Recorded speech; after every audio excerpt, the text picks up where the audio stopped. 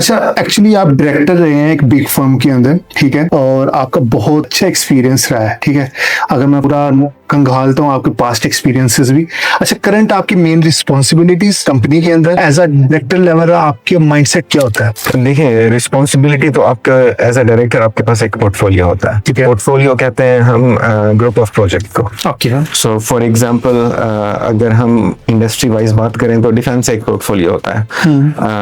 Public sector जिसमें government के projects होते हैं वो एक पोर्टफोलियो होता है। और इसी तरह से कंज्यूमर का एक पोर्टफोलियो होता है जिसमें कंज्यूमर कंपनीज अलशाया, सीर, दूसरी कंपनीज आ जाती हैं। जो डायरेक्टर होता है वो किसी एक पोर्टफोलियो को देख रहा होता है, उसमें मल्टीपल प्रोजेक्ट्स होते हैं। डिफेंस में अगर आप डिफेंस को देख रहे हैं, सऊदी डिफेंस की बात करें तो उसमें या तो डिफेंस की एक क्लाइंट के पास 5-7 प्रोजेक्ट होंगे या उसके मल्टीपल क्लाइंट्स के पास 5-7 प्रोजेक्ट डायरेक्टर के पास एटलीस्ट मिनिमम इतने रहते हैं। ठीक है। मेरे माइंडसेट में था कि यार ये एक डिसीजन मेकर होता है जिसने एक डिसीजन लेना होता है। जैसे बोर्ड ऑफ मेंबर्स की मीटिंग हो रही है, उसके अंदर डायरेक्टर अगर बैठा है, उसकी रिस्पॉन्सिबिलिटी है कि अच्छा ये हमारे पास सारा डाटा या एनालिटिक्स है, what we can do best into the decision, right? So what's your point of view regarding this? देखिए, इसमें यही होता है कि जब आप एक पोर्टफोलियो के ऊपर बैठे होते हो, जो हमारे प्रोजेक्ट्स होते हैं वो भी बहुत बड़े बड़े होते हैं, मतलब छोटा प्रोजेक्ट नहीं होता हमारे पास।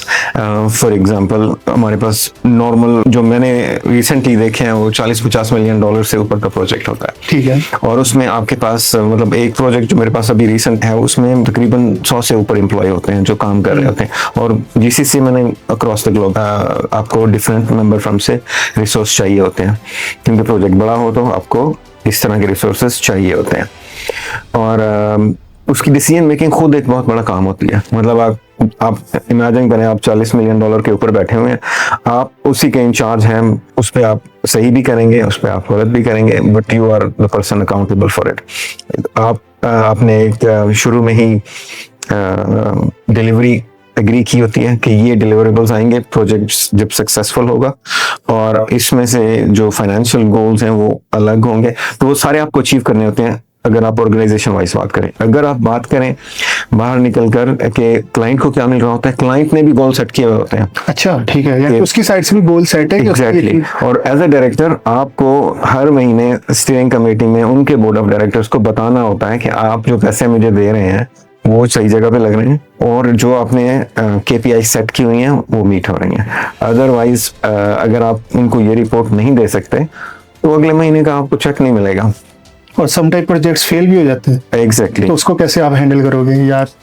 देखिए, प्रोजेक्ट फेल होने से पहले आपको पता चल रहा होता है, और फेल होने की यही होता है कि अगर आप केपीआईज मीट नहीं कर रहे हैं तो क्लाइंट भी आपको वॉच कर रहा होता है कि अगर मैं इसको मंथली 2-4 मिलियन दे रहा हूँ तो मुझे मिल क्या रहा है, क्या ये जो इसने मेरे साथ बेनिफिट मैनेजमेंट का जो प्लान है, जो ओवरऑल केपीआई सेट की हुई है, वो अचीव हो रही है कि नहीं हो रही। जिस वक्त नहीं हो रही होती, पहली दफा तो आपको वार्निंग देगा, दूसरी दफा आपको आपके किसी सीनियर को बुलाएगा, तीसरी दफा आपको बाहर निकाल देगा कि भाई ऐसे नहीं होता। तो आपको जैसे ही पता चले कि प्रोजेक्ट के अंदर कुछ हो रहा है, आपकी टीम आपको बताएगी और आपका क्लाइंट भी आपको बताएगा। बाज दफा टीम जो है वो खामोशी से काम करती रहती है कि बॉस को ना पता चले। क्लाइंट नहीं छोड़ता इस चीज को, क्योंकि क्लाइंट पे कर रहा होता है, तो वो आपको छोटी से छोटी चीज भी बताएगा कि ये इस दफा ये नहीं हो रहा। फॉर एग्जाम्पल, अगर आप आईटी का कर रहे हैं, आपने कोई डिलीवरेबल उनको डिलीवर किया है, वो कहेगा इसकी जो यूजर एक्सेप्टेंस टेस्टिंग है वो नहीं हुई सही तरह, हमारे 2-3 यूजर्स ने कंप्लेन किया।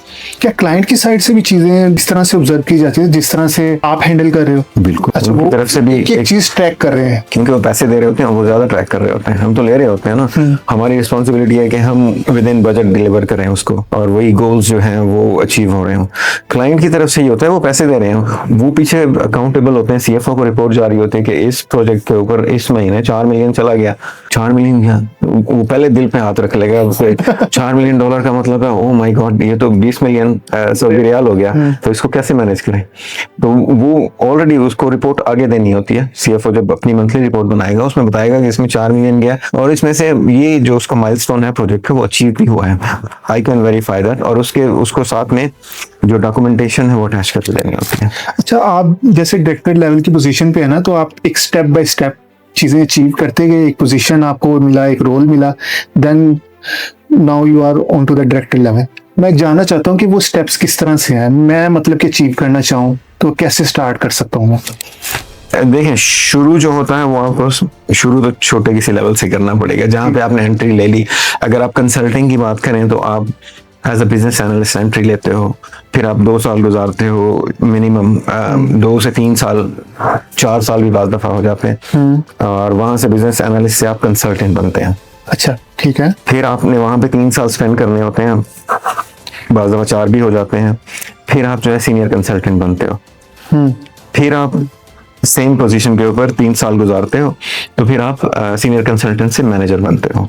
बाज़ कंपनीज में ये एक पोजीशन छोटी सी होती है, उसको असिस्टेंट मैनेजर बनाते हैं, वो 2 साल के बाद बन जाता है बंदा, फिर 2 साल असिस्टेंट मैनेजर के ऊपर वो रहता है, फिर मैनेजर बनता है। ये भी बाज़ कंपनीज में है। लेकिन अगर मैं डिलॉयट की बात करूं अपने एक्सपीरियंस की, तो आप 2 साल में 3 साल में डायरेक्ट मैनेजर बन जाते हो। फिर उसके बाद आगे 3 साल या 4 साल तकरीबन लगते हैं सीनियर मैनेजर में। और डायरेक्टर बनना जो है वो फिर टाइम काउंट नहीं करता, फिर आपकी KPIs और अचीवमेंट और आपकी इंडस्ट्री में जो रेपुटेशन है वो काउंट करती है कि आपने क्लाइंट कैसे मैनेज किए हैं, कितना आपने पोर्टफोलियो साइज क्या था, कितने $1 मिलियन आपने मैनेज किया कंपनी के लिए। जब कंपनी देखती है कि एक बंदा अच्छे खासे पैसे मैनेज कर रहा है, टीम भी बहुत बड़ी मैनेज कर रहा है, तो फिर वो कहते हैं ठीक है आप लेट्स गेट हिम प्रमोटेड। अच्छा, जो मैं पिछला पास्ट एक्सपीरियंस है, जिस तरह की मैंने प्रोजेक्ट्स मैनेज किए हैं, वही मेरे पोर्टफोलियो के लिए बेस्ट है इन फ्यूचर, यानी कि मेरी पोजीशन के लिए, राइट? आप एक इंडस्ट्री पिक करते हो और उसी में ही चलते हो। जब शुरू किया था तो IT से ही शुरू किया था। हाँ, ठीक है। मुझे बताया मतलब कि IT से मैं कैसे बिजनेस एनालिस्ट। हाँ, मैं IT में मैंने शुरू किया था, और मैंने जो मेरी स्पेशलाइजेशन थी वो सॉफ्टवेयर इंजीनियरिंग की थी। ठीक है। लेकिन मुझे उस वक्त जॉब्स नहीं मिल रही थी सॉफ्टवेयर इंजीनियरिंग की। वो जो लोग मुझे जॉब्स ऑफर कर रहे थे शुरू में लाहौर में, नेटसोल और दूसरे, वो कहते थे पहले 6 महीने आपको लगाने हैं एज अ इंटर्नशिप, उसमें पे नहीं होगी, और मेरे कुछ हालात ऐसे नहीं थे कि मैं पे के बगैर काम कर सकूं, सीधी सी बात है। तो मैंने फिर मुझे जो जॉब मिली वो थी नेटवर्क की, मैंने नेटवर्क की जॉब ले ली, नेटवर्क इंजीनियर। फिर मैंने साथ में, क्योंकि मुझे नेटवर्क की फील्ड का इतना ज़्यादा पता नहीं था, तो मैंने साथ में कोर्सेज शुरू करने शुरू कर दिए। जॉब मेरी 6 बजे ख़त्म होती थी, तो फिर मैं 3 घंटे, हमारा एक लाहौर में मशहूर इंस्टीट्यूट है कोरवेट, हाँ, कोरवेट के में जाता था 3 घंटे वहाँ पे। पहली क्लास मेरी CCNA की होती थी और दूसरी MCSE की होती थी, तो मैंने दोनों निकाली और फिर CCNP किया। उसके बाद मैंने देखा कि आप सिस्टम इंजीनियर से, नेटवर्क इंजीनियर से आप चले जाते हो नेटवर्क एडमिनिस्ट्रेटर के ऊपर। तो मैं नेटवर्क एडमिनिस्ट्रेटर हो गया। गवर्नमेंट ऑफ पंजाब में मुझे जॉब मिली नेटवर्क एडमिनिस्ट्रेटर, अच्छा टाइटल है। लेकिन मुझे भी यही फील हुआ कि यार ये मुझे मैनेजमेंट की मीटिंग्स में बुलाते ही नहीं कि नेटवर्क का बंदा क्या करेगा। सारे जो है वो प्रोजेक्ट मैनेजर बैठा होता है दूसरे में, लेकिन हमें नहीं बुलाते यार। हम, हालांकि नेटवर्क पूरा हम मैनेज करनी है, भी हमें तो मीटिंग्स में बुलाते ही नहीं है। तो मैंने कहा यार ये तो गड़बड़ है। तो आप तो कभी मैनेजर नहीं बन सकोगे। किसी मैनेजरियल पोजीशन में जाने के लिए ये नेटवर्क का एक्सपीरियंस काफ़ी नहीं है। तो तब मेरी पोस्टिंग थी सिविल सर्विसेज एकेडमी में लाहौर में, जहाँ पे ये सारे ब्यूरोक्रेट्स ट्रेन किया जाते हैं, जो फिर हम लोगों को बताते हैं कि काम कैसे करना है। तो वहाँ पर मैं था, तो वहाँ पे हमारे एक अच्छे डिप्टी डायरेक्टर थे, अल्लाह ताला उनको जन्नतुल फिरदौस में जगह दे। उन्होंने मुझे कहा कि यार तुम अच्छे बच्चे हो, मेहनत बहुत करते हो, मैंने तुम्हें यहाँ देखा है, कई दफ़ा मैंने तुम्हें मना भी किया है कि तुम आफ्टर वर्किंग आवर्स मत काम किया करो, लेकिन तुम बहुत मेहनत करते हो। तो तुमने अगर जाना है मैनेजमेंट की फील्ड में, तो तुम गवर्नमेंट ऑफ पंजाब इस वक्त ट्रेनिंग्स करवा रही है PMP की, प्रोजेक्ट मैनेजमेंट प्रोफेशनल की। और उस ज़माने में 2007 में ये एक नई चीज़ थी, बिल्कुल किसी लोगों को ज़्यादातर नहीं पता था। तो उन्होंने मुझे कहा कि आप ये कर लो। मैंने कहा सर ये देखते हैं, मुझे बताएं कैसे होगी। उन्होंने कहा कि गवर्नमेंट ऑफ पंजाब करवा रही है तो आप जाएं। उन्होंने मुझे रेफरेंस दिया एक बंदे का कि आप जाके उससे मिलें, वो आपको गाइड करेंगे, वही इस प्रोग्राम को मैनेज करते हैं। उस ज़माने में एक प्रोजेक्ट मैनेजमेंट यूनिट होता था और डॉक्टर खालिद होते थे उस ज़माने में, उसको मैनेज करते थे। आई डोंट नो अब वो कहाँ पे हैं, लेकिन वो उस यूनिट को मैनेज करते थे। तो मैं उधर गया तो उन्होंने कहा कि हाँ ये अच्छा तो है, प्रोजेक्ट मैनेजमेंट की फील्ड है, बिल्कुल अच्छी है, करना चाहिए लोगों को, लेकिन आपका तो प्रोजेक्ट का एक्सपीरियंस नहीं है। मैंने कहा सर आप देंगे चांस तो एक्सपीरियंस बनेगा ना, मैं प्रोजेक्ट पे ही काम कर रहा हूँ। उन्होंने कहा इस पे जो है ना वो 40,000 लगते हैं एज ए फीस। आप इमेजिन करें 2007 के अंदर 40,000। मोटरसाइकिल उस वक्त मेरा ख्याल 25,000 की या 26,000 की आती थी। ठीक है। और जो मेरी सैलरी थी उस वक्त वो मेरा ख्याल है 8,000 या 9,000 थी। तो इट वाज समथिंग, मुझे थोड़ा सा शौक लगा कि यार इतने पैसे कहाँ से लाऊंगा मैं। तो फिर मैंने अपने वालिद साहब से बात की, उन्होंने कहा तुम कर लोगे, मैंने कहा कोशिश करने में तो कोई हर्ज नहीं है। तो वो पहले मेरे ऊपर पैसे काफ़ी इन्वेस्ट कर चुके थे, मैं ILM में था, प्राइवेट MCS किया मैंने, तो उस पर काफ़ी पैसे लग गए। तो खैर उन्होंने मुझे कहा कि ठीक है करो तुम, और एक मोटरसाइकिल थी वो भी हमने बेची, और मैंने जो है ना कोर्स में एडमिशन ले लिया। एक डॉक्टर साहब थे जो US से आए, यूनिवर्सिटी ऑफ मियामी से शायद वो आए थे, उन्होंने पूरे गवर्नमेंट ऑफ पंजाब की जो मुलाजमीन हैं वो सारे जो है अंकल्स बैठे हुए थे मेरे साथ, और मैं उनमें सबसे जूनियर बंदा जो है ना बैठा हुआ था। उन्होंने 5 दिन की ट्रेनिंग थी जो करवाई, और 5 दिन की ट्रेनिंग के बाद उन्होंने कहा कि अब आप लोगों ने ये बुक्स हैं खुद ही, ये नोट्स हैं खुद ही तैयारी करनी है और इसका एग्ज़ाम देना है। अब उसके बाद मुझे पता चला कि उसका जो एग्ज़ाम था वो भी उस ज़माने में कुछ $400 का बनता था।